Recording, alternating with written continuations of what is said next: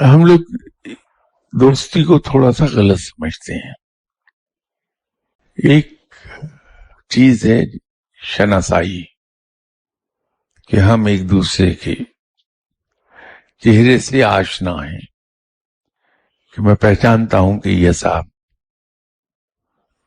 یہاں روز اس bus stop پر کھڑے ہوتے ہیں. اس سے اگلا ایک سٹیپ ہے الیکس لیک کا. وہ صاحب جن کے چہرے سے میں شناسا ہوں، ان کے پاس آتا ہوں، سلام کرتا ہوں، وہ مجھے دیکھتے ہیں، سلام کر لیتے ہیں، ہاتھ ملا لیتے ہیں. یہ الیکس لیک کے زمرے میں آئے گی بات. اس سے اگلا سٹیپ ہے جان پہچان کا، یا اردو میں واقفیت کہہ لیں، ایکوینٹنٹ.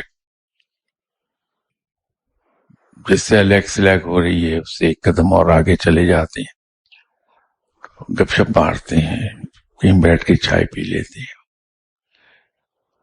یہ جان پہچان کے زمرے میں آئے گی. اس سے اگلا سٹیپ ہے تعلقات کا، کہ ہمارے درمیان تعلقات ہیں، ایک دوسرے کے ساتھ روح و رسم ہے، ایک دوسرے کے ساتھ ملنا جلنا ہے ہمارا. دوستی تو آخری درجہ ہے. تو فقیر کی دوستی اور اس کا کسی کے ساتھ تعلق وہ صرف اور صرف اللہ کے لیے ہوتا ہے. تو وہ دوستی وہاں لگائے گا جہاں اس کو یہ پوری طرح یقین ہو جائے کہ یہ بندہ اللہ کے احکامات پہ عمل کرتا ہے، تو وہ اس کے قریب چلا جائے گا، اس سے دوستی کر لے گا. اور فقیر اگر ایک بار دوستی کر لے گا پھر اسے نبھاتا ہے، توڑتا کبھی نہیں، پھر آخر تک نبھا لیتا ہے. اس لیے فقیر کے یہاں دوستی کم ہے.